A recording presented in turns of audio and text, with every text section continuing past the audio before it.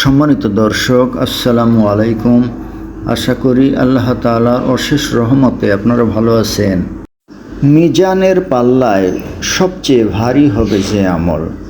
হ্যাঁ দর্শক, মানুষের এমন একটি আমল বা এমন একটি গুণ আছে যেটি আখিরাতে কিয়ামতের ময়দানে মিজানের পাল্লায় সবচেয়ে ভারী হবে।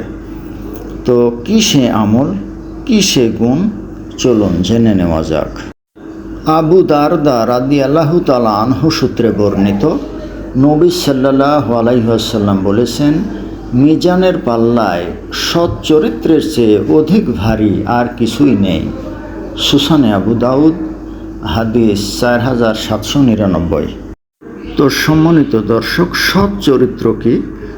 রাসূল করিম সাল্লাল্লাহু আলাইহি ওয়াসাল্লামের চরিত্রই উত্তম এবং সৎ চরিত্র।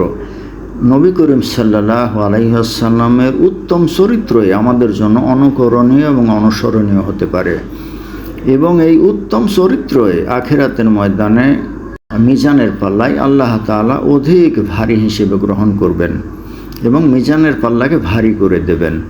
তো সম্মানিত দর্শক, আল্লাহ তাআলা আমাদেরকে সৎ চরিত্র তথা উত্তম চরিত্র দান করুন, আমিন।